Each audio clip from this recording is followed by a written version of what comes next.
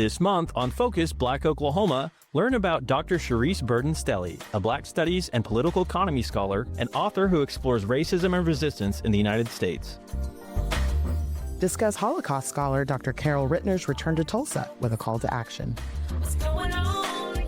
Listen to an excerpt from a newly released Audible documentary, Tribal Justice, The Struggle for Black Rights on Native Land, reported and written by 2 award-winning Indigenous journalists. And check in with Tulsa musicians who share why music has the power to heal, inspire, and fuel social change. All this and more on Focus Black Oklahoma. Focus Black Oklahoma is sponsored by the Black Church Traditions and African American Faith Life program at Phillips Seminary, offering a master's degree in social justice online and in person. Learn more at wherefaithleads.com. This is Focus Black Oklahoma. I'm Kuma Roberts. And I'm Jacob Littlebear. It's rare to hear someone call hope a bad strategy, but Dr. Charisse Burden-Stelly doesn't sugarcoat the truth. In a conversation with FBO's Anthony Cherry, the Wayne State University Black Studies political economy scholar and author of Black Scare, Red Scare, Theorizing Capitalist Racism in the United States, explores the long history of racism, resistance, and radical ideas in this country. From McCarthyism to economic injustice, she invites us to think differently about freedom and reminds us that real change comes from action, not just hope. Can you talk about the historiography of your current book? I'm not a historian. I like to say that I'm historically nosy, but I'm not trained as a historian. I'm trained in Black Studies. I'm a Black Studies scholar. I'm at the intersection of intellectual history, political theory, and political economy. But specifically, there's an approach to historiography, perhaps, that I use called the longue durée, which comes from the Annales School and focuses on the study of phenomena, structures, and issues over the long term versus a sort of more short term or these discrete historical temporalities that tend to make up the discipline. So, for example, people tend to look at like the period of Reconstruction or 1890 to 1920 or 1960 to 1974, discrete historical periods. And part of what I'm interested in is looking at broader structures and patterns, which is a sort of longue durée approach. And just briefly, the Annales School was founded by Lucien Fabre and Marc Bloch in 1929, but it was sort of expanded and popularized in the 1940s by Fernand Braudel. So he's kind of the person that is representative of the Braudel School. And he came up with a method of interrogating historical time that's called durées. So one of the most common like longue durée analyses is like the long 16th century or the long 19th century. So I think that's Karl Polanyi. And so, again, you're looking at a longer block of historical time to trace out the development of systems, ideas, phenomena, and structures. So I talk about in my book, the longue durée, or the Black Scare, Red Scare longue durée. Elsewhere, I've written about the longue durée of McCarthyism. McCarthyism is considered to be the sort of short period between 1951 and 1954. But what I convey in my book is that there's a much longer arc to the intersections of anti-radicalism and anti-Black racial oppression that precede and exceed that sort of 1951 and 1954 moment. So I call this the Black Scare, Red Scare longue durée. And my book spans the time of basically World War I to the early Cold War because there are sort of ebbs and flows, but in a general sense, there's an overarching intersection or co-constitutiveness of hostility toward Black folks and an aversion to radicalism, especially anti-capitalist radicalism. And I could have started in like 1904, which was like the first passage of the earliest like anti-anarchy law in New York. I could have started with the Alien and Sedition Act. So there's many ways to start. So this isn't a story about sort of origins, but more like beginnings in the Edward Saadian sense. But it was helpful to take that sort of broader stroke to understand why it is that the United States often thinks communists and Black people together. And then broader than that, sort of why the Black radical in particular becomes a especially dangerous subject or figure for the U.S. state. One of my favorite elements of your book is your academic vocabulary. You introduce a few interesting terms. Can you talk about the vocabulary that you chose to use in your book? Yeah, so it's interesting, right? There's a bit of a dilemma when it comes to like concepts and vocabulary within academia. On the one hand, it could be quite self-indulgent to create these terms because oftentimes when people do that, they're trying to make a proprietary claim on knowledge that is unwarranted, as if nobody's ever thought of this or done this thing. And actually, you're just kind of repackaging old ideas with this new terminology.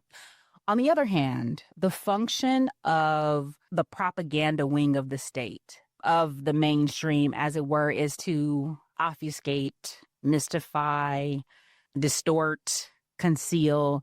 And so we need language that is clarifying and demystifying and that is as precise as possible. And so sometimes that warrants either repurposing language, creating new conceptual categories, or just lifting up things that were already there. So Wall Street imperialism is a term that was already there. It's used by a lot of communist thinkers and theorists and organizers to really describe the relationship between finance, capital, and the state in the broader project of dominating the world for the interests of U.S. and Western elites. So that's basically what is meant by Wall Street imperialism. In my book, I look at the ways that imperialism is the category through which Black domination is experienced. That is to say, I go on and talk about like national oppression, for example, which is something else that comes out of communist thought. But the point is that it's not, when you think about like anti-Black racial oppression, it's not a function of just discrimination or exclusion or attitudes and custom. It's a structural relationship. And imperialism is the sort of the process by which anti-Black racial oppression takes place. And using that framework allows for Black folks to connect up our experience here in the United States in the belly of the beast with the experience of people who are colonized elsewhere, right? So it expands your cartography of struggle. It clarifies what it is that you're actually experiencing. So it gives a framework for the what, which then determines the so what. Because how you understand your oppression and exploitation has an impact on what is to be done. That is the other purpose of using just imperialism in general, is like people debate whether or not the U.S. is imperialist. And even the term imperialism tends to fall out of our political analysis. It's like seen as passé or irrelevant, but it is not irrelevant. So anti-imperialism is very important in terms of understanding, like, again, the so what, that is to say what is to be done. So it was important to bring imperialism back into the problematic of class and race oppression. You address this idea of super profits and super exploitation. How is this different from general exploitation? Basically, the concept of exploitation is the economic relationship, and it has to do with, like, you know, we all have to sell our labor for wages, and the wages do not represent the full value of what it is that we produce. This is called the labor theory of value. And that pertains to the entire working class. But the concept of super exploitation is this idea that Black folks and oppressed people experience a form of exploitation over and above that of the white working class. And so that manifests in extremely low wages, the worst working conditions, being completely excluded from particular industries or occupations, or once Black people enter those occupations, they're rendered redundant through either technological innovation or automation. It is the social relations that come with the type of work that Black people have to perform. And so these are often service-based work. And so one of the examples that I gave is Black women in domestic service, which is where Black women, the majority of Black women worked up until like the 1970s, was in domestic labor or related service-based occupations like laundries. And so this idea of super exploitation is that even more value is extracted from Black people because of the things that I've mentioned, and then Black people are expropriated at an extraordinary high degree. Now, this idea of expropriation is forms of extraction that go beyond like labor. So one example of this is the fact that Black people had to pay exorbitantly high rents in slums, which is a sort of double move. So one, the conditions are terrible. So you're getting a worse quality of housing and you're paying more than white folks are paying for nicer stocks of home. And so this is a way to sort of wrest even more value, even more profit, even more money from Black people. And so this idea of super profit is linked to super exploitation in that you get even more money from racialized and colonized folks because you either pay them nothing or you pay them very little. You just take their resources, right? So you don't even, there's not even the pretense of negotiation or civility. You just take it, right? It's just outright robbery or plunder. And so this tends to, these forms of sort of violent extraction in classical Marxist thought are called primitive accumulation. But part of what super exploitation and super profit describe is that primitive accumulation is not something that's prior to the capitalist form. It's something that's endemic in it. And it is the form of extraction and exploitation to which like Black and colonized people are subjected all of the time. Oklahoma has recent legislation. It's actually House Bill 1775. It outlaws critical race theory, and it wants this hegemonic idea of what it means to an American being taught in public schools. You talk about true Americanism quite a bit. Do you see any reflections of this in our modern society? Yeah, definitely. The attack on so-called wokeism, on critical race theory, on trans folks and LGBTQ folks, all of this has to do with a particular reassertion of a white, heteropatriarchal Christian understanding of who is human and therefore who we should be learning about as subjects of history. And so there's this quote in We Charge Genocide about true Americanism, and it's actually where I got the term. So quickly, We Charge Genocide was a petition that was filed by the Civil Rights Congress in 1951 to the United Nations, charging the United States with the crime of genocide against African Americans. And effectively what they said is, quote, "The national scene is basic. If they believed abroad in the equality of races, the solution is not for us to adopt this un-American principle of race equality, but for them to adopt the white supremacy of true Americanism," end quote. So basically, they're making the link between this sort of anti-internationalism, white supremacy, and then this idea of true Americanism. But in my work, when I talk about true Americanism, I talk about it as what I call legitimating architecture. And legitimating architecture includes rationalizing discourses, political narrations, reigning ideology, legal instrumentalities, and social practices that normalize and render meaningful U.S. capitalist racist society and Wall Street imperialism. And effectively, W.B. Du Bois has this quote about inventing witch words in the ways that these witch words are forms of perpetually creating others. And so true Americanism is a means by which these witch words are created and constructing who is dangerous, who does not belong, who is criminal, and who is punishable. So true Americanism is rooted in these ideas of subversion, un-Americanism, sedition, disloyalty, and people who are foreign inspired. And it works through and with the Black Scare and the Red Scare to position our society as the preeminent system of political, economic, and social organization to which any challenge is considered to be dangerous, illicit, and illegitimate. So true Americanism, earlier I talked about how in the Lusk Committee report, there's a punitive aspect, but then they said there needs to be a constructive aspect. And so true Americanism is a way to codify what that constructive aspect is. That is to say, if you believe that America is the preeminent democratic, free society, if you comport yourself in a way that aligns with these sort of Judeo-Christian, heteropatriarchal, white supremacist ideas, if you malign communists and anybody who challenges this reigning idea, then you can belong, or you can at least be considered somewhat as a human being. This is the discourse of true Americanism. And so it's a way for people, it's very closely linked to patriotism. And so it's a way for people who would otherwise be oppressed and exploited to try to belong to the nation state by adhering to these ideas and ideals. And I say try to belong because you're still always already suspect, right? No matter, a good example of this is the so-called attack on DEI that's happening now. It's also affecting the military. So these are Black people who have joined the military, who have said, we are going to support empire. We are going to support this project of brutalizing racialized people abroad. And yet people like Colin Powell are removed from the website. Black people who are in positions of leadership are taken out of those leadership positions because they're said to be like diversity hires. And so even when you take up this true American discourse and this true American disposition, you're still always already suspect. Any gains that are made through this approach are wholly reversible. One has to ask the question is it worth it to sort of buy into this exploitative and oppressive project for some nominal gains that are not guaranteed? My last question comes down to hope. What are you excited about for the future of America? And is there any hope to overcome?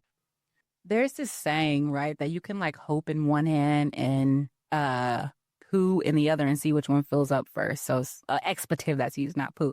So hope is not necessarily a discourse that I traffic in, but I do believe in organizing. I do believe in people's power.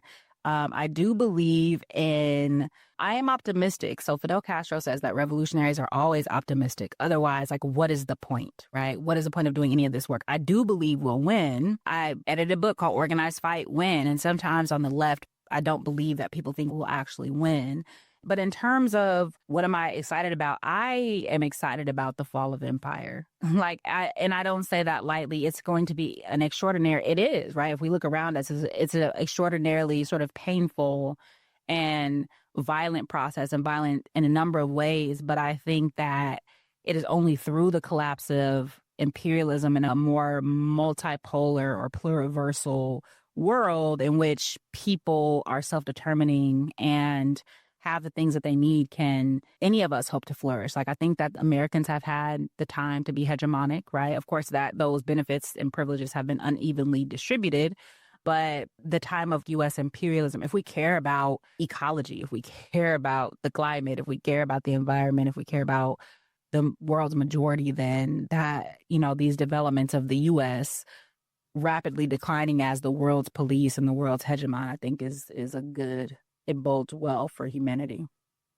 Hope is a terrible strategy to rely on. And I appreciate the fact that you're inspiring people to actually participate in our democracy. Is there anything that hasn't been said that needs to be said before we wrap up?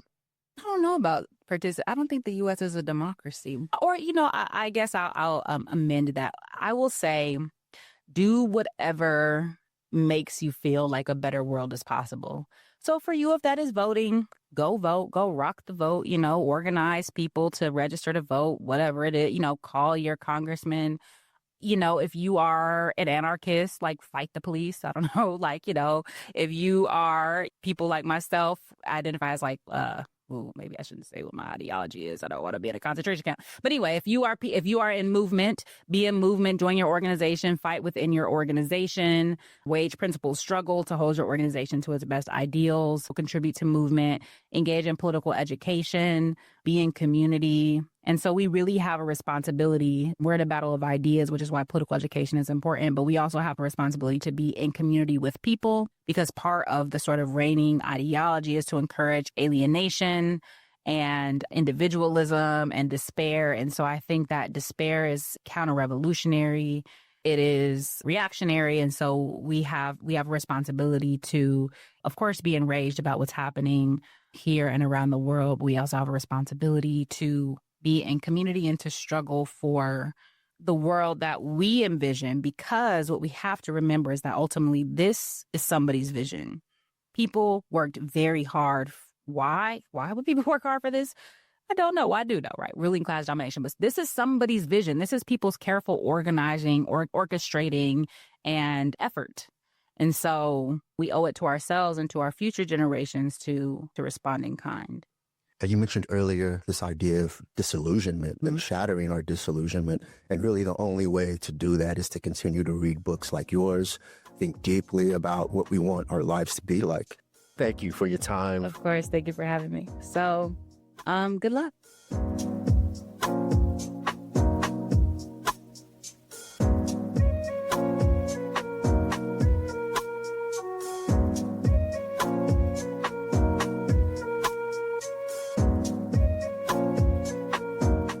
As hate and division escalate globally, Holocaust scholar Dr. Carol Rittner returns to Tulsa with a call to action. Remember the past and protect each other now. Speaking at this year's Yom HaShoah Interfaith Commemoration, Dr. Rittner challenges us to reject silence and embrace moral courage. Cory Ross has details. Dr. Carol Rittner of the Regional Sisters of Mercy is a distinguished professor emerita of Holocaust and Genocide Studies at Stockton University. Is one of the world's leading scholars on the Holocaust. Dr. Rittner is the keynote speaker for the 27th Annual Yom HaShoah Interfaith Holocaust Commemoration on April 24th at Temple Israel in Tulsa. This year's theme is Lessons from the Holocaust, Protecting Each Other in Perilous Times. Dr. Rittner believes the urgent lessons from past atrocities can be learned and applied today. The urgent lessons from past atrocities, whether it's the Holocaust, the genocide in Rwanda, for example, or even things that are happening today, is don't be silent. if you see something that is discriminatory against another person because of his or her race, religion, gender, speak up, speak out, stand out, don't be afraid, and have the courage to care about what's happening to other people.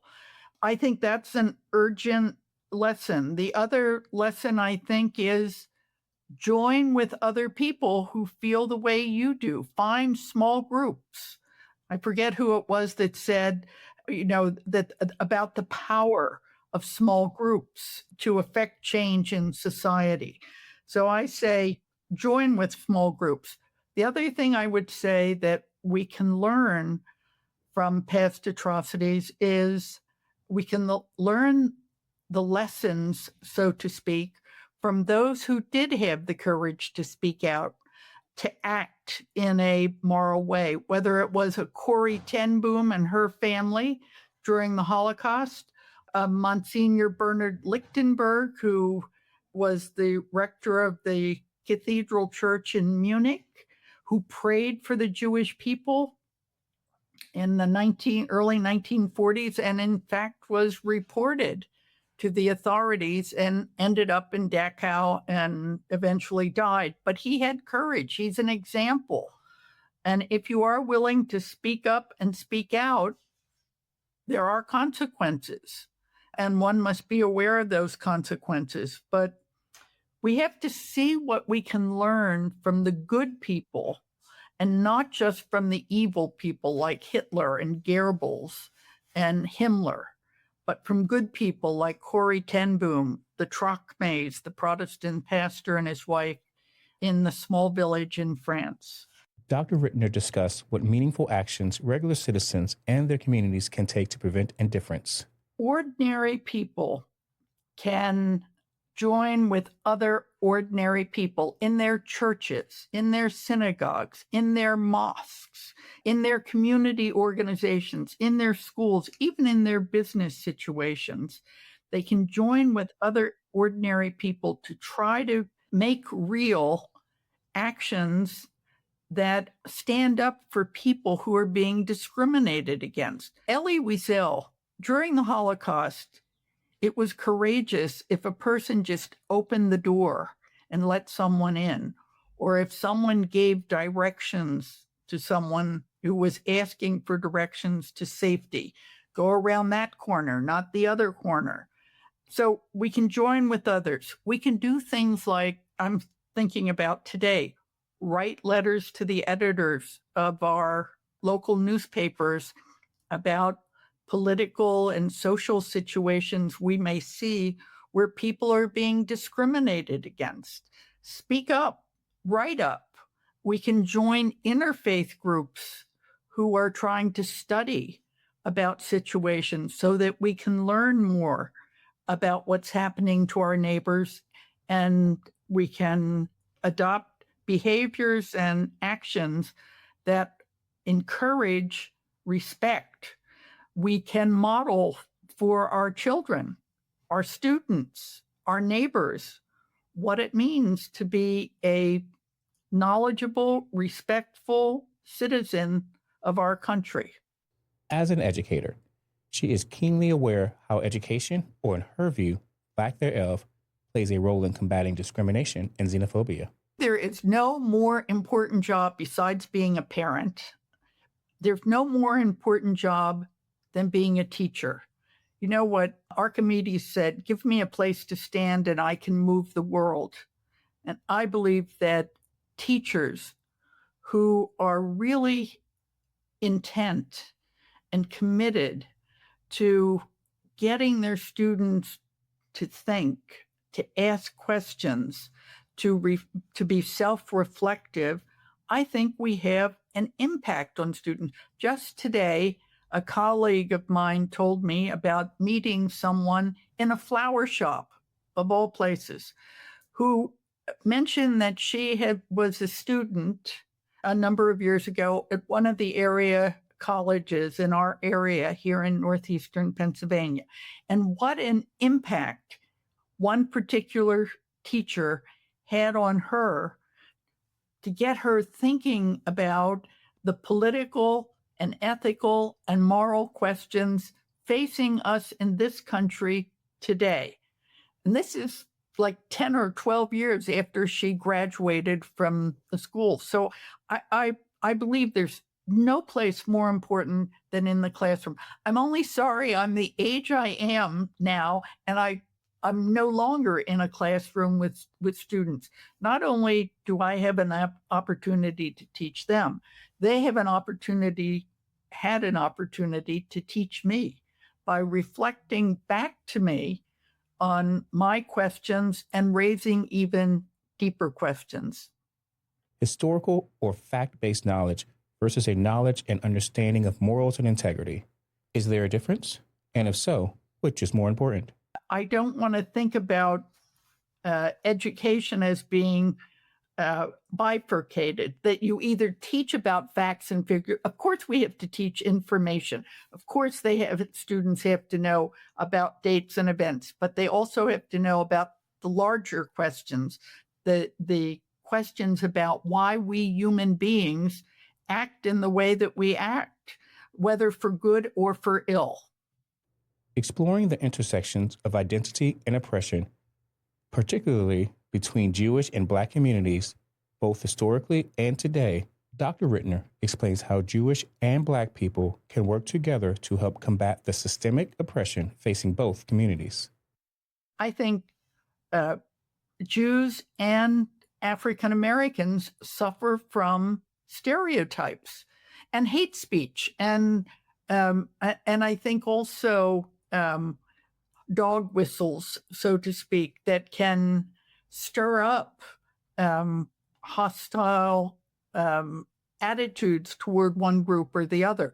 For example, some of the stereotypes that African Americans suffer from are, Blacks are lazy. They want to just live off the government. They're not good parents. They just have kids so they can get support from the government. I mean, these are all terrible, mean-spirited stereotypes. Jews suffer from stereotypes. They're clannish. They only stick with their own. The only thing that concerns them is money. I mean, these are terrible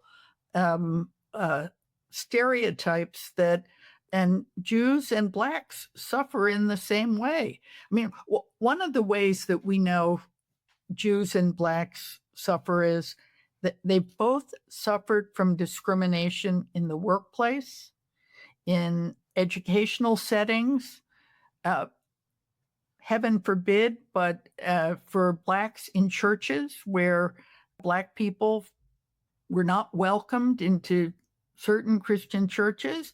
And so, so there's a certainly parallel kinds of stereotypes for both the Jewish community and the Black community.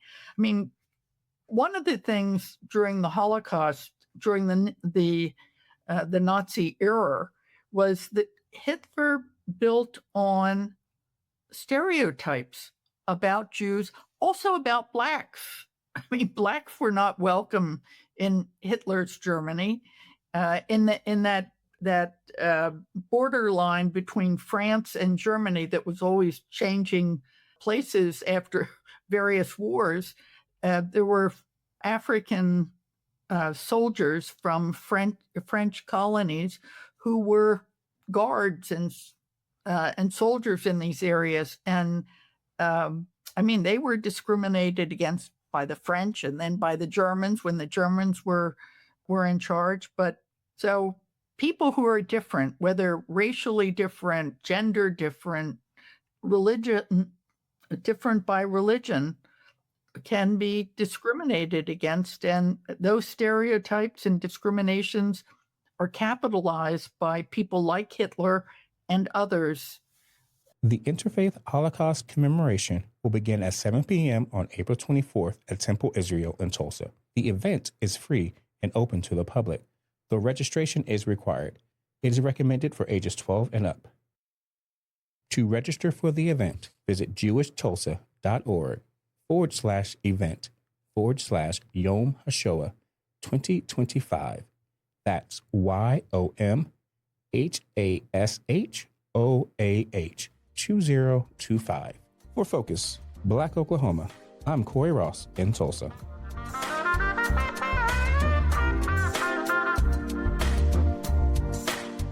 Would you like to pitch a story to FBO? Or work with us as a correspondent? Please email us at contact@focusblackoklahoma.com. Or call 918-807-3886.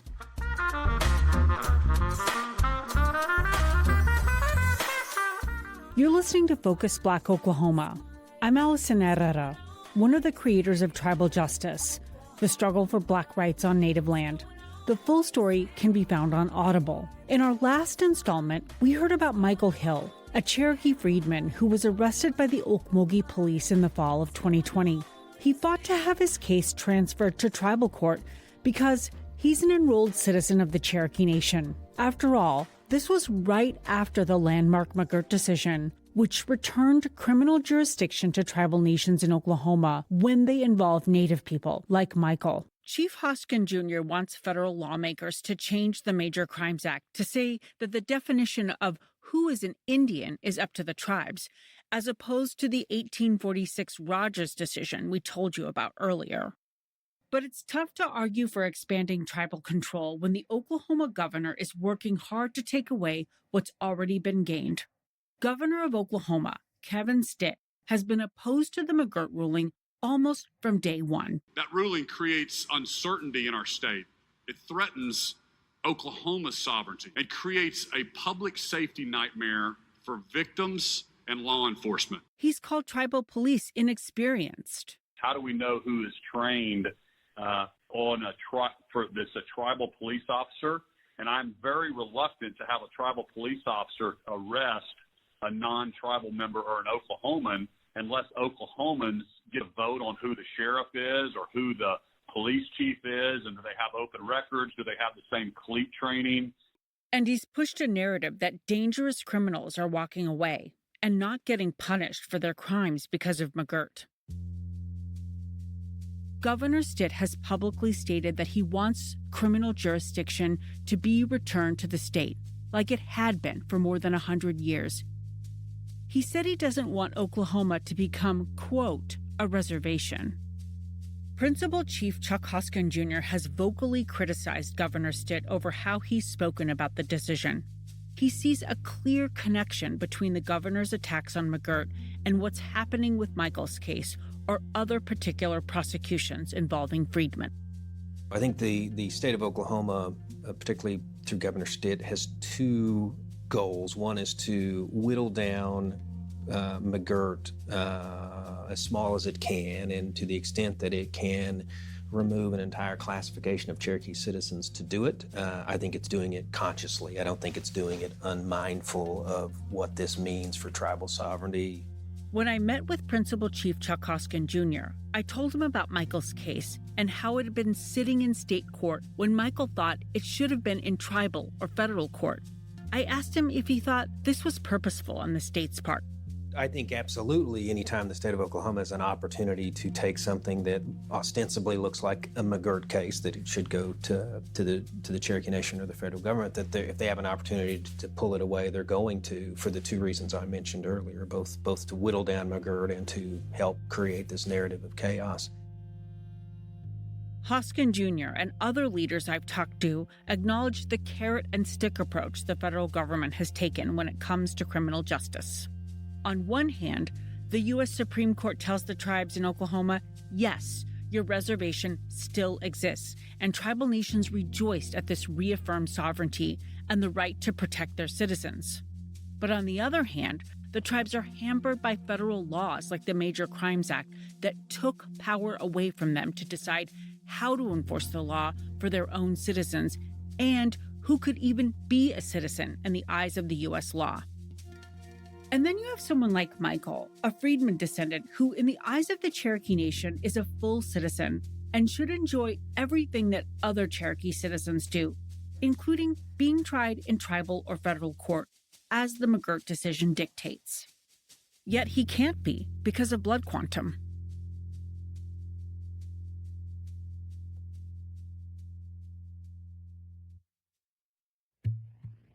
Chapter 6: The Legacy of Michael's Case.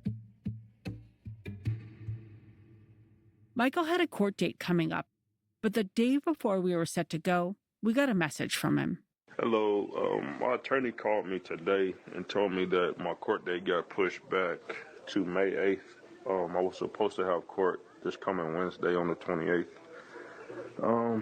It's pretty frustrating, and it irritates me that they can't come up with a solution. They already went back on their word once. They were going to give me a deferred prosecution. This whole situation is like really frustrating. I've been dealing with it for almost 4 years, and every time I go to court, everything gets pushed back, and it's kind of getting me down. Michael's future is up in the air. He was supposed to go to court in February of 2024, but it got pushed to May. We reached out to the DA's office, and we couldn't get a clear answer as to why it was delayed. The assistant told Michael's lawyer it was up to the Maine district attorney, but I confronted her outside the court, and she told me that it was her staff handling this case, and she didn't make the decision. Whatever happens, Michael's case has made a difference. So wonderful to be here with you today. What to each and every one of you. Thank you for coming to celebrate here with us today as we're celebrating Black History Month in the Cherokee Nation, right here in the Cherokee Nation. Let's give a big round of applause for that celebration. At the Cherokee Nation's annual Black History Month gathering in early 2024 at the historic Greenwood District in Tulsa, Principal Chief Chuck Hoskin Jr. walked in, flanked by staff and surrounded by Freedmen descendants. We cannot celebrate Black History Month in the Cherokee Nation without celebrating our Freedmen brothers and sisters. I'm so proud to be here today and be a part of that. You know, I was thinking on the way here about what makes a nation strong. And a strong nation is a nation that embraces its history. But that history has to be its full history. He was here to make an important announcement. But first, a Freedman descendant named Melissa Payne took the mic. Black history is essential. Our ancestors deserve to be remembered and respected. They walked, they fought, they built, they loved, and they died for this country to be what it is today. The Trail of Tears was an epical moment, not only in Cherokee history, but in Black history. This was a collective tragedy that we remember. Payne works in Principal Chief Chuck Hoskin Jr.'s administration as a community ambassador. She reaches out to other Freedmen descendants, getting them involved and encouraging them, saying, "We need you to make this nation stronger." After she spoke, Chief Hoskin Jr. stepped to the front. He told the crowd something that could profoundly affect cases like Michael's. First, we'll launch an effort in the Congress and in the courts to destroy the separate and unequal system of justice for Cherokee citizens of Freedmen descent under federal law. I thought we outlawed so-called separate but equal in this country in 1954. Somewhere, I'm sure I read that the United States insists that the Cherokee Nation give full, equal rights to the descendants of Cherokee slaves. I'm certain I read that somewhere.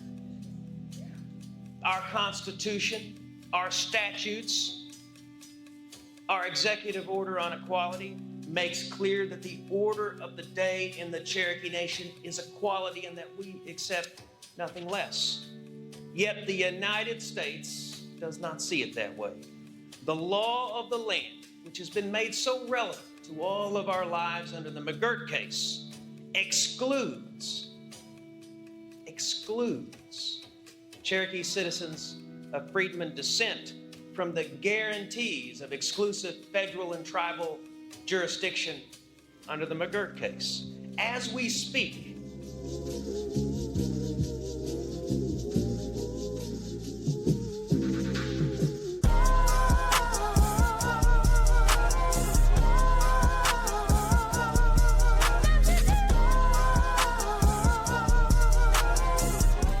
Throughout Throughout United States history, music has been the heartbeat of political movements, marches, and protests. For Black Americans, especially, music has been a source of comfort and strength in the face of systemic injustices. For the first part of FBO's Culture and Music series, Tulsa musicians David B. Smith and Charlie Redd share why music has the power to heal, inspire, and fuel social change. Here's Francia Allen. Music has served as both inspiration and meditation for social justice movements that are fueled by injustices committed against poor and marginalized people, often people of color. Whether it's a chant or a melodic tune accompanied by instruments, music has played an important part in empowering people to make their voices heard. Peacefully protesting in the United States of America is protected under the First Amendment.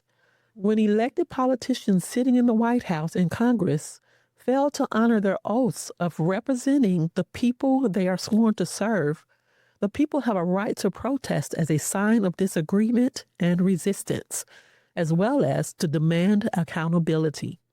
Citizens also have the right to vote them out of office. This series on the music of social movements will focus on how the universal power of music has the ability to unite many voices with one message in protest, uplift and empower those in resistance, and build bridges from one cultural group to another, whether here in Oklahoma or across the globe. Many artists, poets, and musicians often use their art to reflect what's happening in their communities. However, some choose to keep things more lighthearted through positive entertainment, which provides a temporary escape. David B. Smith and Charlie Redd are two Tulsa musicians in the African American community who have over 30 years of experience in the music business. David, an accomplished singer, minister, and executive producer in gospel music, is currently the executive director of worship at All Souls Unitarian Church. And Charlie is a well-respected singer, producer, and band leader of the Full Flavor Kings, who's always in high demand, share stories and insights about the role music has played during the times of intense social activism. First, we hear from David Smith, then Charlie Redd.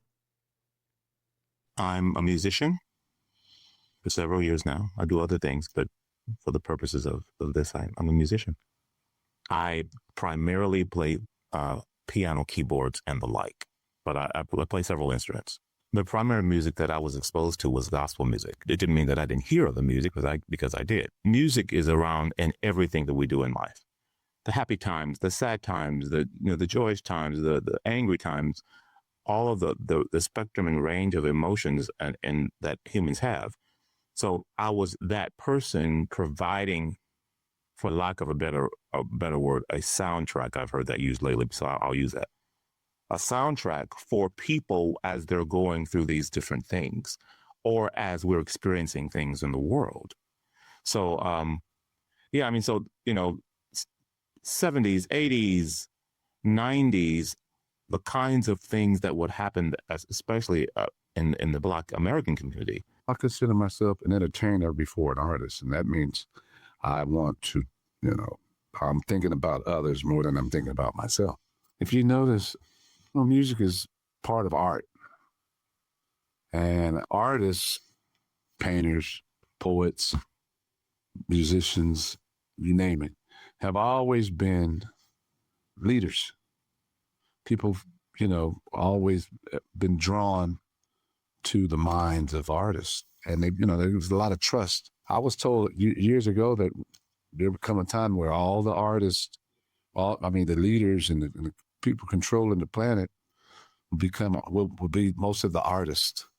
So whenever somebody wants to get, a message out, they'd always go to entertainers or artists or, because, there's a lot of trust and following, support from artists. So for music have always, to me, just from what I've studied, have always been important to African Americans.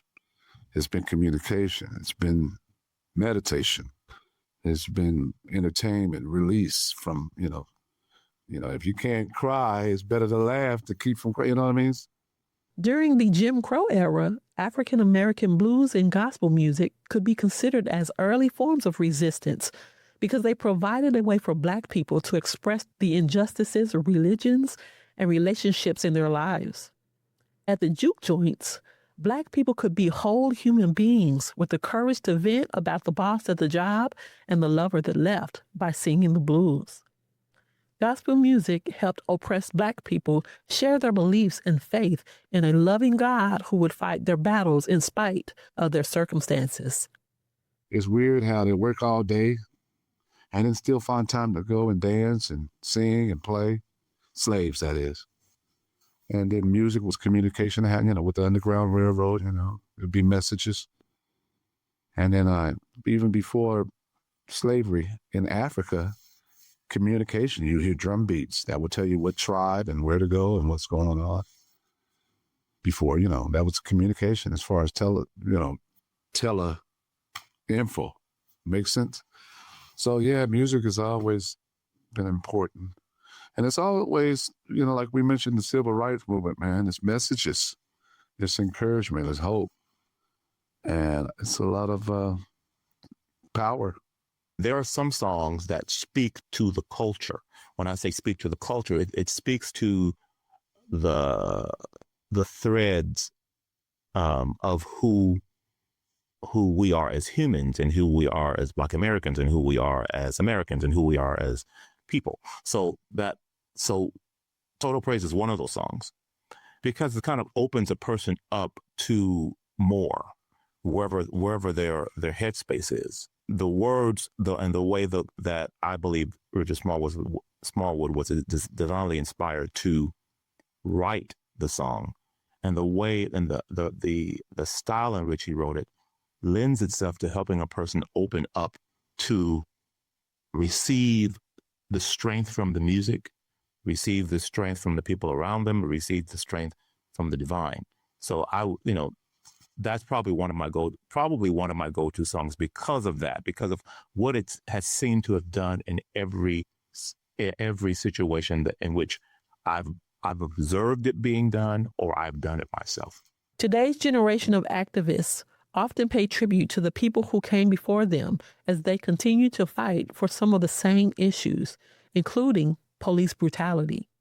In fact, after so many unarmed Black people were murdered by police in the U.S., the Black Lives Matter, or BLM, movement took to the streets chanting, "Black Lives Matter. No justice, no peace, no racist police." And what do we want? Justice. When do we want it? Now. The murders of Terrence Crutcher, Breonna Taylor, George Floyd, and countless others caused a national and global protest due to the outrage. The BLM leaders followed the blueprint of the previous civil rights leaders by remaining peaceful while making their voices heard, but demanding change. Protesters here in Oklahoma, across the country, and worldwide participated because, due to global colonization, many of them share the same traumatic experiences historically and in the present day. Chanting Black Lives Matter was both the music and the message of that movement, and today it continues to be a necessary outcry in the Black community. Smith speaks about the impact of Terrence Crutcher's death, his connection to the family, and the honor of providing music of comfort for the family. Red then comments on the progression of witnessing the abusive impact of racism through accessibility to cameras. I knew the Crutcher family. I had worked with Terrence's father many times and his sister. We knew each other. And so that was a very precious time to be able to provide a medium of sorts from which they could find solace. So when they asked me to participate, or would you bring your choir and then help to provide music for Terrence's service, it was an honor, and it was something that I had been, like I talked about before, something that I have the capacity to do. So to be called upon to help them and to help their services, to make them all that they could be for the sake of the family, and for the sake of those who were in the room and those who were watching, because people were watching. I later found out, I kind of had an idea, but never was my focus, but people were watching around the world. I think the biggest invention to change this planet was the camera. Once people saw what was going on in the South, you know, during the 50s and the 60s and with the water hoses and the dogs, that changed, you know, because now you see it. It's not like, you know, you can't ignore it. Now you see it like George Floyd. We saw that. There's one thing about hearing about it and reading about it and actually seeing it. We saw the guy with the knee on the neck. We saw the water hoses, the dogs, the cops and all that. And that's a different connection. With your own eyes, you're a witness now. For Focus, Black Oklahoma, I'm Francia Allen in Tulsa. Focus, Black Oklahoma is produced in partnership with KOSU Radio and Tri-City Collective. Additional support is provided by the Commemoration Fund and Press Forward. Our theme music is by Moffat Music. Our associate producers are Smriti Iyengar, Jesse Ulrich, and Naomi Agnew. Our production intern is Alexander Evans. You can visit us online at kosu.org or focusblackoklahoma.com and on YouTube at Tri-City Collective. You can follow us on Instagram at FocusBlackOK and on Facebook at facebook.com/FocusBlackOK. You can hear Focus Black Oklahoma on demand at kosu.org, the NPR app, npr.org, or wherever you get your podcasts. KOSU Business Circle memberships are ideal for small businesses looking to support public radio and get a little bit of airtime. To learn how your business can become a member, email development@kosu.org.